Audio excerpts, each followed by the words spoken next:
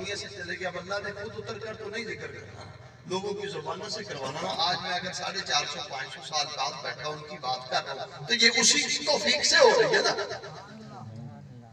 انہوں نے اپنی زندگی ہو سکتا 50 سال کیا، 60 سال کیا، 65 سال کیا، اس کا ذکر نہیں چھوڑا۔ اب پھر اللہ کا جو انعام ہے یہ صرف قیامت تک نہیں، قیامت والے دن بھی جاری رہے گا۔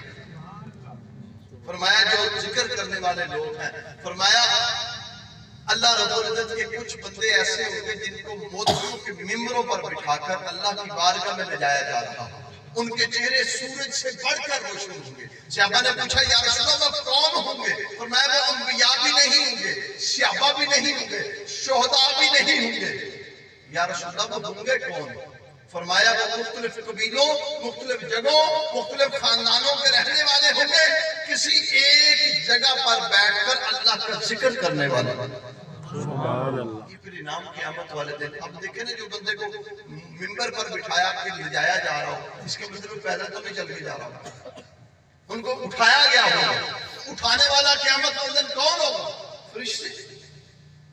اب فرشتوں نے جن کو کندھوں پر اٹھایا ہو اور پروٹوکول کے ساتھ رب کے حضور جا رہے ہیں، یعنی پرانا کچھ دور تھا تو بگی ہوتی، اس سے پیچھے چلے جائیں تو وہ جناب وہ پھٹے کے اوپر تخت بنا تو اس کے اوپر کرسی لگی ہوتی ہے، تو چھتری لگی تھی، تو اس کو 8 یا 10 بندے اپنے کندھوں پر اٹھا کر چلتے ہیں۔ تو اب جس کو اٹھایا جا رہا ہے ایک بندہ ایک ہے، لیکن 10 بندے اس کو اٹھا کر لے جا رہے ہیں اور جا کہاں رہے ہیں؟ رب کے حضور۔ اتنا پروٹوکول اللہ کا ذکر کرنے والا۔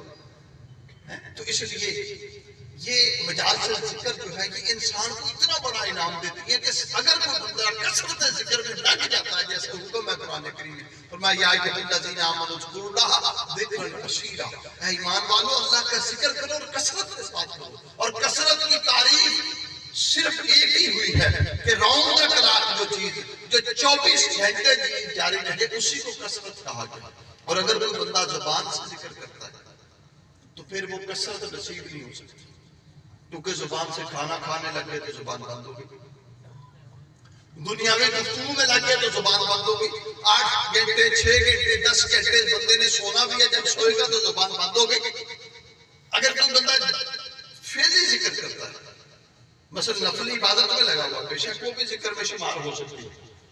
اگر وہ زبان سے ذکر کر رہا ہے تو زبان بھی کچھ لمحوں کے لیے چپ ہونی ہے، 24 گھنٹوں میں 8-10 گھنٹے تو چاہیے۔ بندہ کوئی کام بھی نہ کرے، 24 گھنٹوں میں صرف ذکر کرے، اگر سونا تو ہے نا، 6 گھنٹے سے کم تو سوئے گا تو طبیعت بھی نہیں ساتھ دے گی، تو اگر 6 گھنٹے میں سو تو 6 گھنٹے کے لیے زبان بند ہو گئی۔ اللہ کا حکم ہے کہ یا ایھا الذین آمنوا اذکروا اللہ ذکرا کثیرا، اے ایمان والو کثرت سے ذکر کرو۔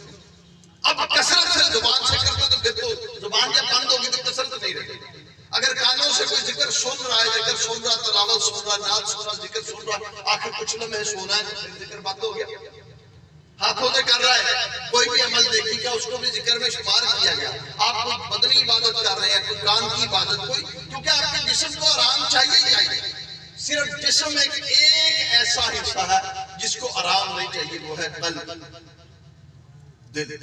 جب کسی بندے کا دل اللہ کے ذکر میں لگ جائے گا تو پھر اس کا سونا بھی جاگنا بھی ہر لمحہ یاد الہی میں، وہ ذکر میں شامل ہوگا، وہ کثرت ذکر میں شامل ہوگا کہ جس کا قلب اللہ کی یاد میں لگ گیا، جس کا دل اللہ کے ذکر میں لگ گیا۔